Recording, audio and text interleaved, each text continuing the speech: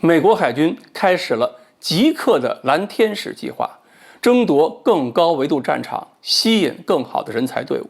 这种方法，我们是不是又应该学习一下？各位网友，大家好，我是刘小飞。这周呢，美国海军要搞一个演习，演习呢算大也不算大。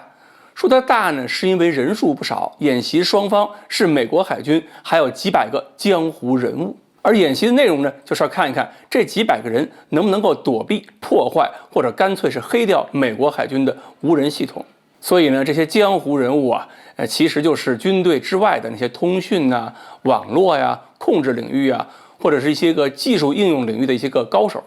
美国人称这类人呢为极客。那么说这个演习呢也比较小呢，是因为也不见得要用多少兵力，而且恐怕接触的很多东西未必也是美国海军最核心的。当然了，演习的思想很明确，现在呢无人作战设备啊用的是越来越多了，所以美国海军觉得要防范对手使用无人机、无人舰艇还有无人的潜航器，特别是蜂群作战方式对自己进行侦察、干扰和打击，也要考虑自己这些东西呢会不会被干扰破坏，甚至有没有可能被对手控制以后，无人装备造反回过来咬自己一口。你想，如果满大街都是波士顿大狗造反了，那谁受得了？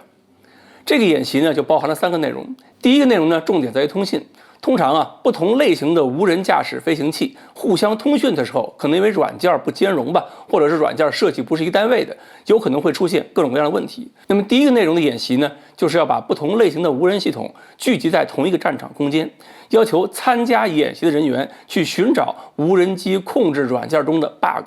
谁要是能够发现海军这些无人机平台里边有哪些个漏洞，有哪些个后门，有可能导致这些无人机在战场上被人利用，那么好，找到 bug， 一笔奖金就到手了。第二个内容呢，就是要求参加演习的人使用他的建模分析能力，模拟一个大场景之下，作为美国海军的对手，怎么逃避美国海军无人机搜索，或者呢，你自己作为美国海军，怎么去找到这些东躲西藏、隐藏自己的目标。然后就审视一下美国海军现在的搜索能力还有哪些缺陷，该如何增强。以前美国海军参与在加勒比海上搜索毒贩的船只，就经常需要跟毒贩的船只捉迷藏。最后一个内容呢，就涉及了人工智能还有机器学习。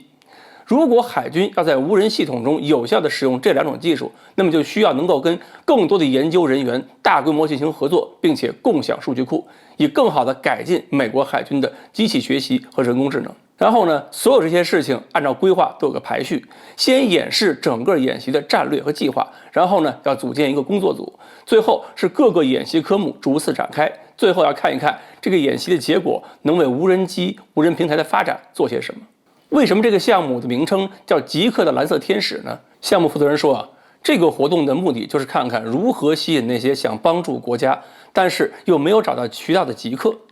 所以呢，这样一个活动，我觉得挺值得我们探索的。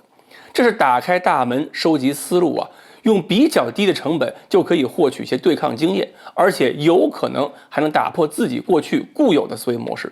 同时呢，运气好的话，还能为自己建立一个更广泛的人才库。其实不仅美国海军这种比赛或者演习，美国其他军种也搞过，这样能够让军队跟民间还有不同行业之间形成了一个更好的直接的联合。我们有没有这种活动呢？其实也有，比如说这2天，北京理工大学江陆奖学金的比赛又要开始了，现在正在征集各种比赛的科目，也就是鼓励学生们呢要打开脑洞，和科研单位直接接触。虽然说参赛的都是在校的本科生，有些甚至是大1、大2的，经验和思考能力可能会需要锻炼，但是这种尝试的性质都是一样。另外呢，我也希望解放军能有类似的一些方式，面向科研机构开展不同难度、不同深度、不同复杂程度的桌面对抗演练，能够让科研和实战的需求结合得更紧密，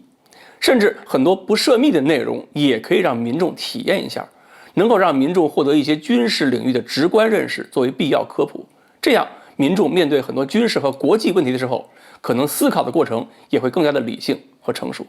好，美国海军这个项目是不是可能变成一块让我们摸着过河的石头？今天呢，我们就聊到这里，欢迎大家继续关注我们的栏目，我们下期再说。